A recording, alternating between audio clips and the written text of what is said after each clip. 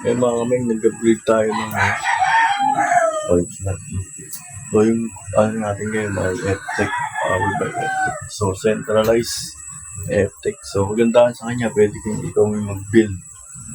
Pwede ikaw yung magbuo ng system yun.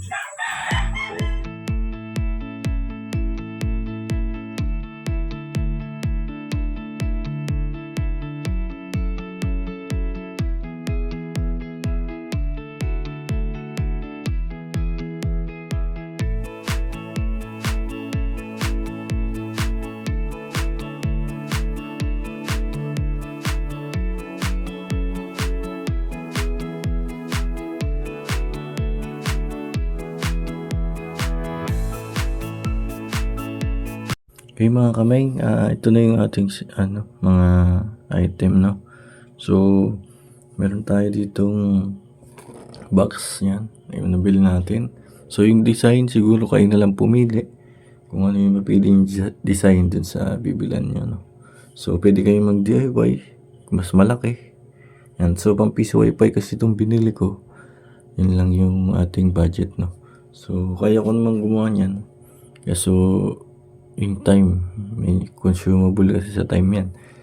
Kapag gagawa ka ng sarili mo, mas maganda bumili ka na lang. Yan, depende pa rin naman sa'yo kung may time kang gumawa. So ito, Orange Pi. Yan, yung nabili natin. So ito ay Orange Pi 1 na 1 gig, no? Nasa 1,000 plus to. Yan. So yung mga link naman ito nandyan sa description.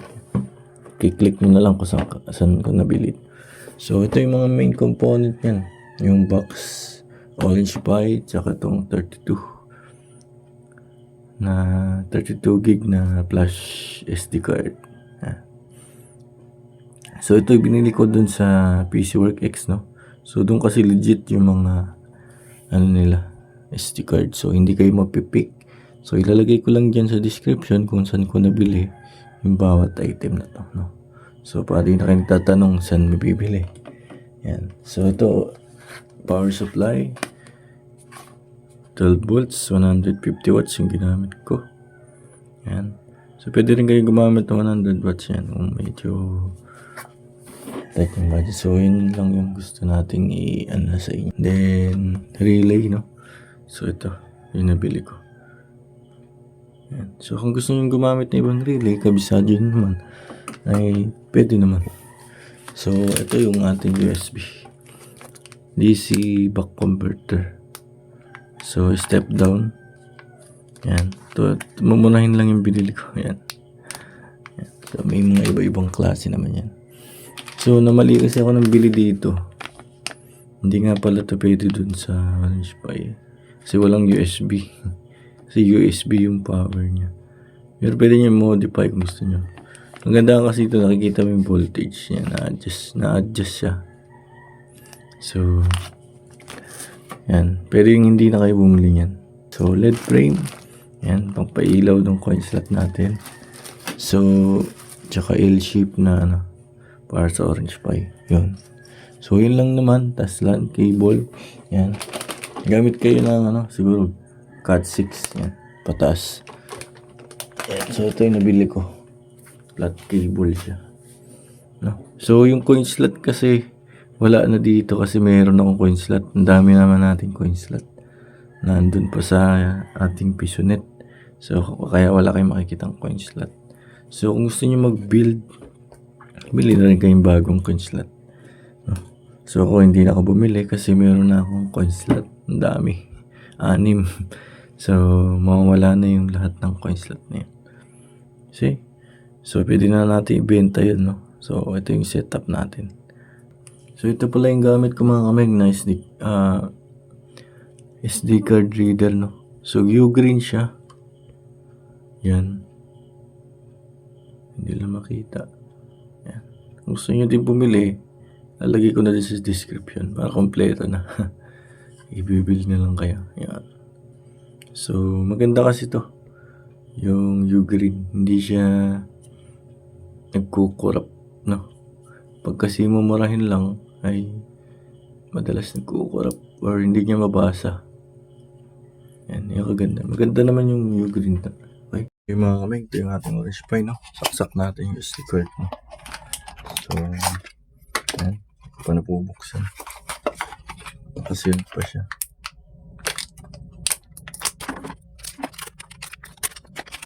So, ano? Yung barcode ng project. Dito sa support.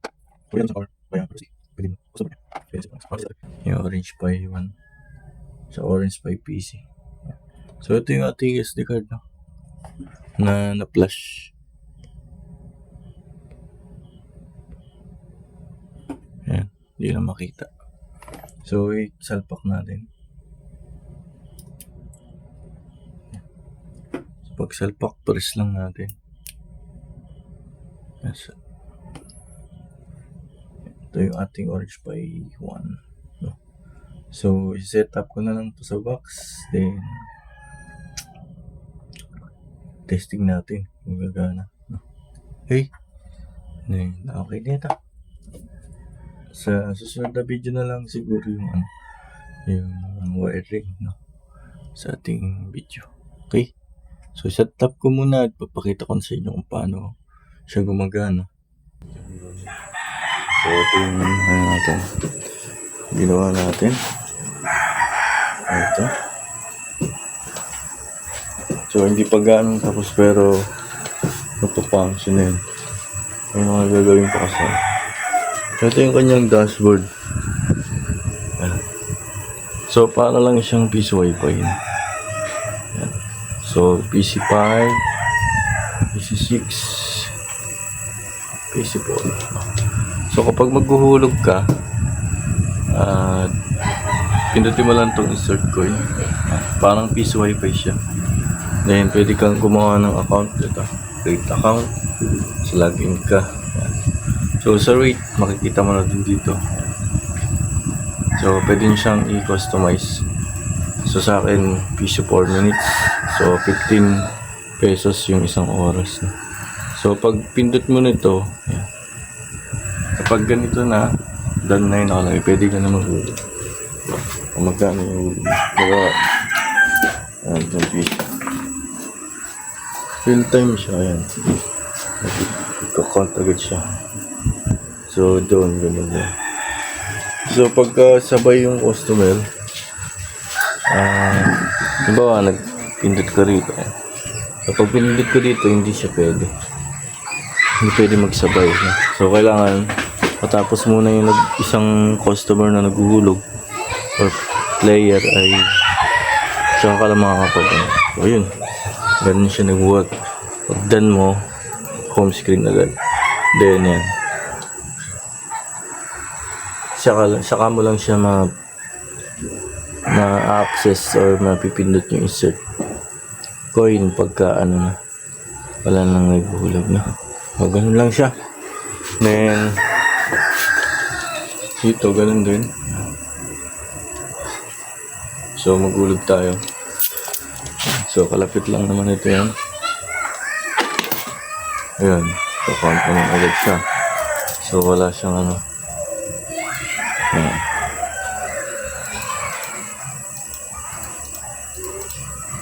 Ito yung mga laro natin din. Ayan, iba-iba naman.